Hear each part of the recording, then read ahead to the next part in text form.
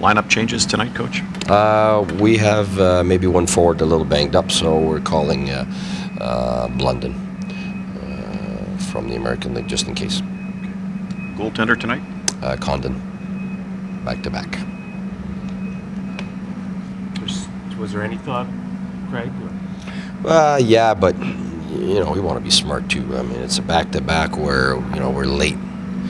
It's not like you're home on a back-to-back and you got time to rest. And I mean, get home late, not home, but get to the hotel late and during the night. And you want to be smart. And you had a difficult game to play yesterday. If it had been an easy game to play and we'd played stingy and win the game and not have to extend him, it would have been different. But yesterday we didn't play a good game yesterday, and we just played a wide open game given the opponent. It's the one game of the year really now I can say after watching the video that's our worst game of the year yesterday. Clearly by far we were not good. We were really good in the first 12 minutes. I said 10 yesterday, but it's not true. It's 12 minutes, and then we started to try things that are not there just because we're missing goals. And right now we gotta become stronger mentally. And because the thing I see now, we've discussed it with the players, is that when the opponent scores a goal, has a tendency to make us change. All of a sudden we start doing things that we're not normally doing. When we miss a lot of goals, all of a sudden now, whoops, guys start to try to do extra, which is not in our registry of plays, and it puts us in trouble. We open up the play, we're missing our third forward, we get three guys caught down low because they're overdoing it. So right now for us is we know when we look good, and we've missed many goals, so of course now there's a mental side to it, but the worst thing to do is start to try to do things that hurt us to try to get those goals, and that's what we did yesterday. And we had talked about it. They were the type of team, it was the first time we played a wide open run and gun team, and I knew that was going to be dangerous because if you take the lead, you usually keep your way of playing.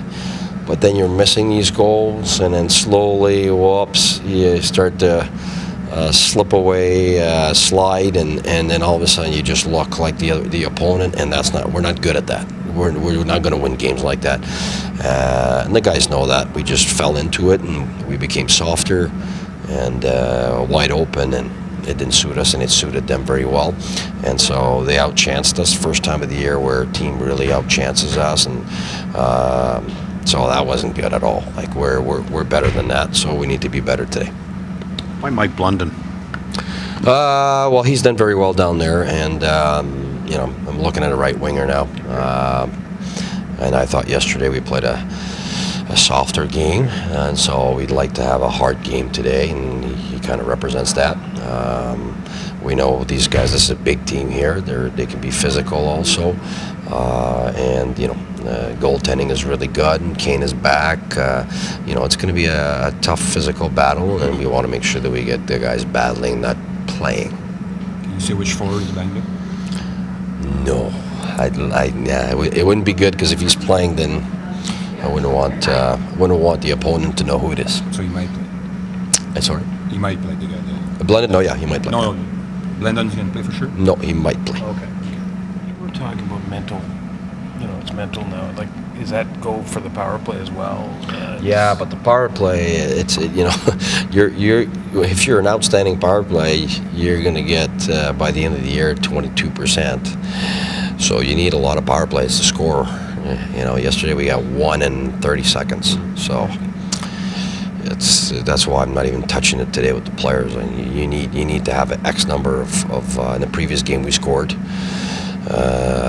So if we get 3-4 power plays tonight, then it's not good. Then we'll keep on talking about what needs to improve. But if we get 1 goal out of 3 tonight, that's 33%. That's that'll be 2 goals and basically 5 tries. So that'll be 40%. That will mean that it's gotten better. So I need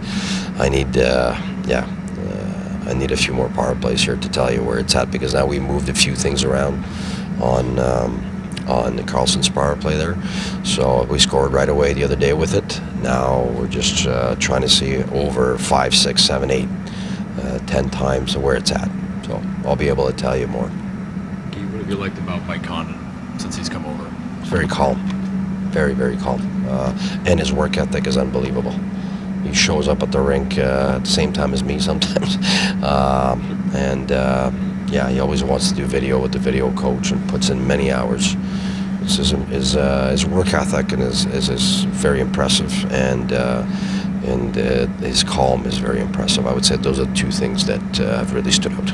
How important is that for a guy who's just jumped around, from one team to the next over the past, 2 months?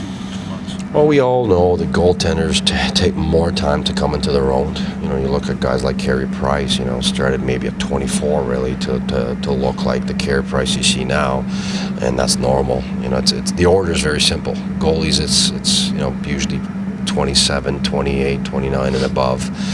Defensemen usually 24. You start to really see how good they're going to be. And forwards, it's a little different. They can come in and, they can be at 20, 21, 22, sometimes have an impact because their defensive reliability is not exposed as much. A goalie is totally exposed.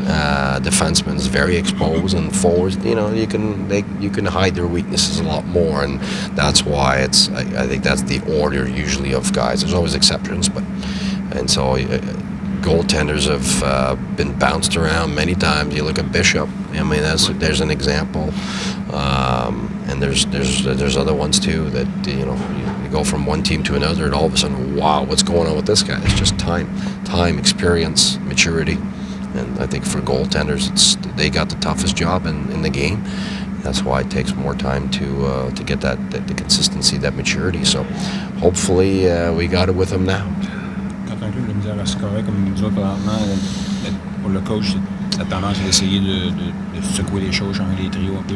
C'est ça que tu penses faire? Ben oui et non, c'est ça le danger. Il faut que je fasse très attention parce qu'aujourd'hui, c'était tentant pour moi de changer la ligne de brassard Stone puis Ryan, mais quand tu regardes les scoring chances, tabarouette, ça n'a pas de bon sens.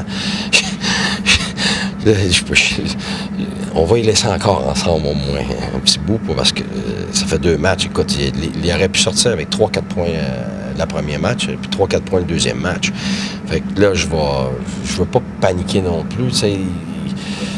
Je veux leur donner une chance là. C'est sûr que si à un moment donné, il ne score pas, puis l'équipe ne gagne pas, ben là, c'est sûr que je suis obligé de bouger des choses. Là, j'ai séparé 2 joueurs aujourd'hui, là. Hoffman et Turris que j'ai séparés pour essayer d'avoir plus de profondeur parce que les autres ils ont quand même la profondeur avec King dans l'alignement. Puis on est sur la route, fait que là je contrôle pas les match-ups. Alors c'est ce que j'essaie de faire aujourd'hui. Mais pour l'instant, du moins pour la première période, là, je vais essayer de pas toucher à la ligne à brassard parce qu'elle a démontré qu'offensivement elle était très menaçante, puis défensivement elle donnait presque rien en 2 matchs. Fait qu'il manque juste le. Tu sais, quand j'étais jeune, tu veux tout changer parce que, regarde, là, mais à un moment donné, il faut que tu saches qu'il y a des choses que tu peux changer, puis il y en a d'autres. Des fois, ça prend un petit peu plus de patience, puis la personne est contente. Fait que je pense que leur ligne, j'espère que ça va être ça. Mais, c'est pas que je change, mais pour l'instant, Hoffman va jouer avec qui? Hoffman va jouer avec Pajot et Payette.